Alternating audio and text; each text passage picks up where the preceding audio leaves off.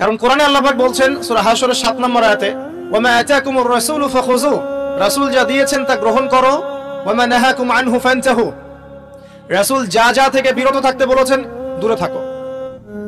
এখন রাসূল যা বলেছেন সেগুলো কি আমরা, রাসূল যা থেকে বিরত থাকতে বলেছেন সেগুলো কি আমরা কোরআনে পাবো না হাদিসে? তাহলে কোরআনের এই আয়াতকে মানতে হলে আমাকে হাদিস মানতেই হচ্ছে। যদি আমি হাদিস না মানি তাহলে কোরআনের এই আয়াতের উপরে আমল হচ্ছে না। অতএব আপনি কোরআন অস্বীকারী কাফের হয়ে যাবেন, নাউযুবিল্লাহ।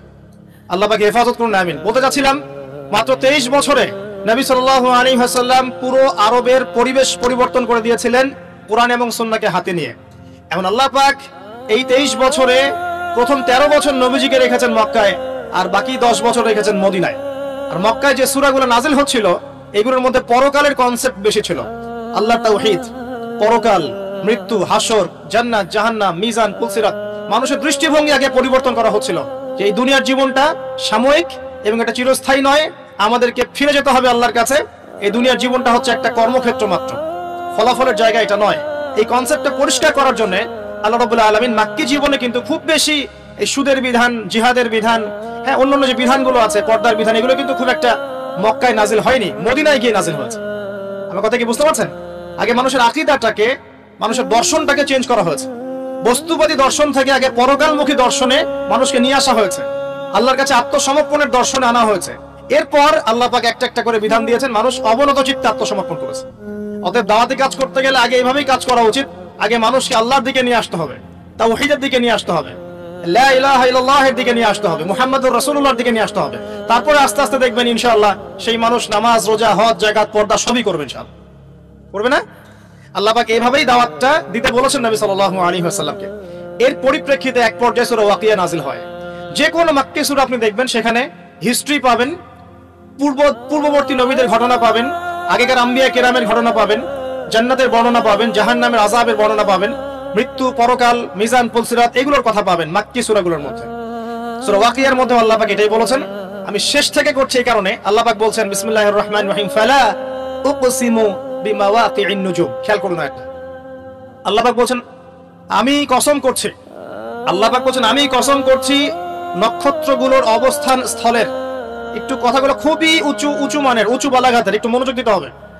আল্লাহ পাক বলছেন যে আমি কসম করছি নক্ষত্রগুলোর অবস্থান স্থলের। এটা একটা বিশাল কসম, ইন্নাহু লাকাসামুল লাউ তা'লামুনা আযীম। আর আমি এখন যে কসমটা করলাম এই কসমটা একটা বিশাল বিষয়ের কসম, কিন্তু তোমরা এটা বুঝতে পারছো না। কিভাবে বিশাল বিষয় আগে এটা বোঝেন। নক্ষত্রের অবস্থানগুলো এত সূক্ষ্ম, যদি কখনো আপনি আকাশের তারা দেখে থাকেন এবং অ্যাস্ট্রোনমি সম্পর্কে আপনার কোনো সামান্য ধারণাও থেকে থাকে, আপনি বুঝতে পারবেন যে এই মহাবিশ্বে আমাদের আকাশে যে তারাগুলো দেখা যায় এই তারাগুলোর অবস্থান খুবই সূক্ষ্ম। এক একটার থেকে এক একটা ডিস্টেন্স যদি 1 ইঞ্চিও কম বেশি হয়ে যায় এই অভিকর্ষ বল, মহাকর্ষ বলটা কলাপস করবে, এত সূক্ষ্ম।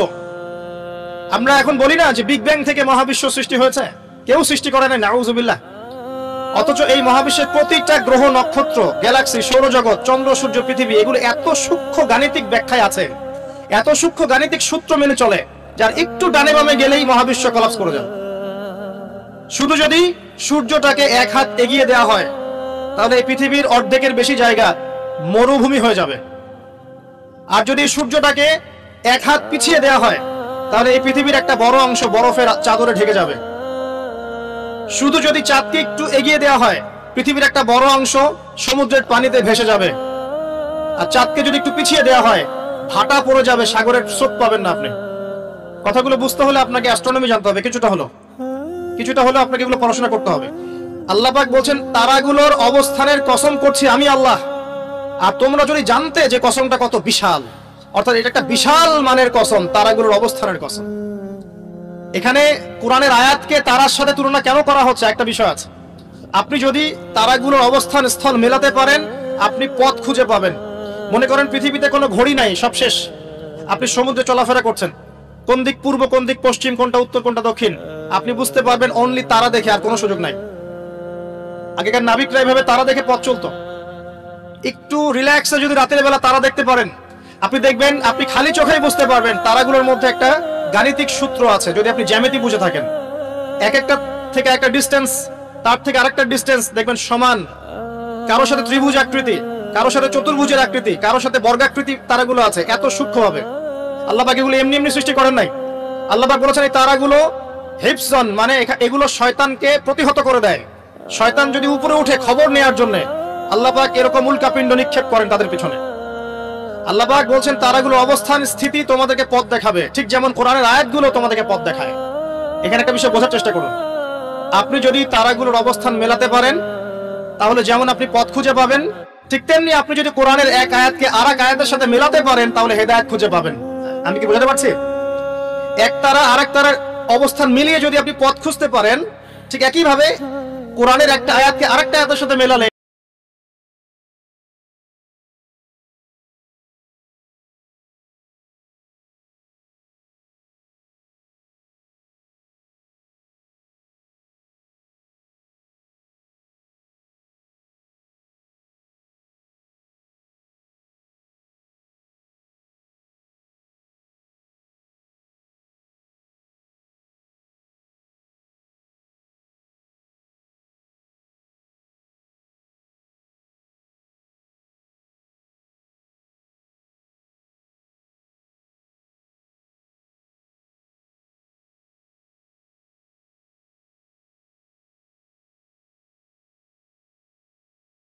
এখানে আল্লাহ পাক বলছেন আমি আকাশের তারার অবস্থান স্থলের কসম করছি, কসম করে বলছি। বিশাল বিষয়ের কসম করে আল্লাহ পাক একটা বড় কথাই বলতে চাবেন। একটা বড় বিষয়ে এর কসম করে নিশ্চয়ই একটা বড় কথা আসবে, এটা স্বাভাবিক, তাই না? আমরা যখন বলি আল্লাহর কসম করে বলছি এটা, আল্লাহর কসম করে বলছি ওইটা, তাহলে আল্লাহর কসম করলে আপনাকে তো একটা বড় কথাই বলতে হবে নাকি? সামান্য একটা বিষয় তো আপনি আল্লাহর কসম করবেন না, করবেন? একটা বিষয় মনে রাখবেন, মান হালাফা বিগাইরি ইসমিল্লাহি ফাকাদ কাফার।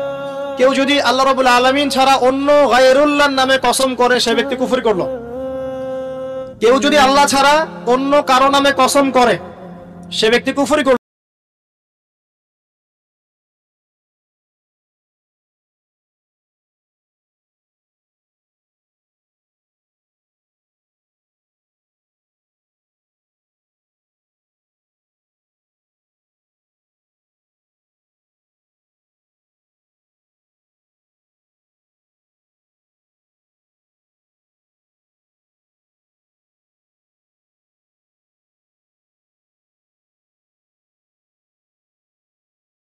লাইলাতুল কদরে একবারে নাজিল করা হয়েছে।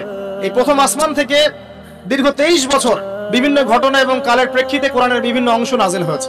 প্রথম নাজিল হয়েছে লাউহে মাহফুজ থেকে প্রথম আসমানে, তারপর সেখান থেকে বিভিন্ন ঘটনার প্রেক্ষিতে নবী সাল্লাল্লাহু আলাইহি ওয়াসাল্লামের কাছে।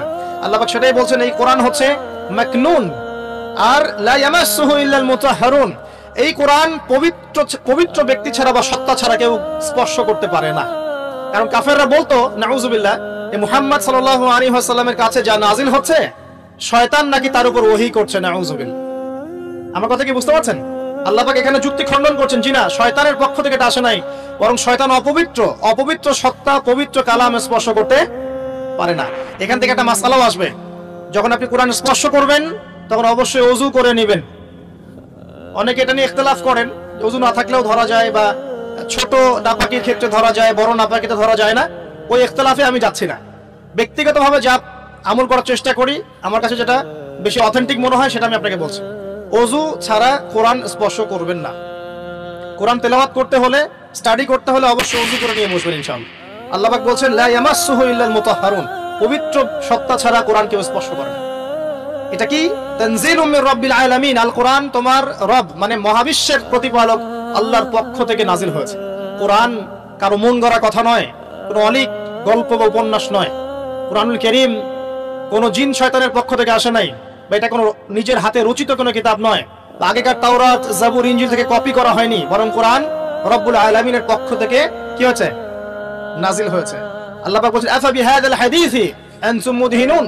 তোমরা কি এই যে হাদিস, কোরআনকে এখানে হাদিস বলা হচ্ছে, হাদিস মানে কিন্তু বাণী, কোরআনকে বলা হচ্ছে এই বাণী বা এই হাদিসকে কি তোমরা এড়িয়ে যাচ্ছ? আল্লাহ পাক বলেন ওয়া তাজআলুনা রিজকাকুম আন্নাকুম তুকাযযিবুন। এই কথাটা ভালো করে শুনেন।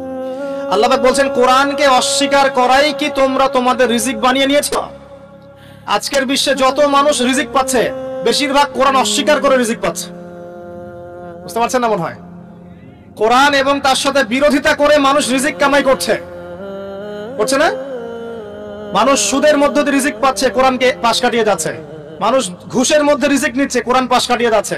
মানুষ দুর্নীতি করে রিজিক নিচ্ছে, কোরআন পাশ কাটিয়ে যাচ্ছে। কোন কোন ক্ষেত্রে ইসলামের বিরোধিতা করাটাকেই রিজিক বানিয়ে নিয়েছে মানুষ। নাই নাই, কত মানুষ বই লিখছে ইসলামের বিরুদ্ধে, টকশো করছে ইসলামের বিরুদ্ধে, বক্তব্য দিচ্ছে ইসলামের বিরুদ্ধে, সংগঠন চালাচ্ছে ইসলামের বিরুদ্ধে। মানে আল্লাহ পাক বলছেন, তোমরা কি কোরআনের বিরোধিতা করাটাকেই রিজিক বানিয়েছো? কত চমৎকার কথা, তাই না? বাস্তবে তাই হচ্ছে না? বাস্তবে এটাই হচ্ছে। খুব কম সংখ্যক মানুষ বাদ দিয়ে বেশিরভাগ মানুষ আল্লাহর বিরোধিতা করেই রিজিক অর্জন করার চেষ্টা করছে। আল্লাহ পাক আমাদেরকে বোঝার তৌফিক দান করুন।